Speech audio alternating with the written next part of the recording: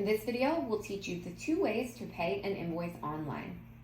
Let's use the public access side first, meaning you can pay an invoice without even having to sign in, provided that you know the invoice number.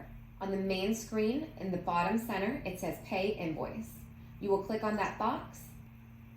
Typically, you will receive an email from Town of Hilton Head CDIC staff with the link to pay online and the invoice number. So you'll type in the invoice number here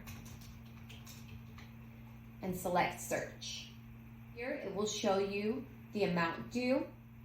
You will click add to cart and follow the prompts to process the payment. The other way is using your login.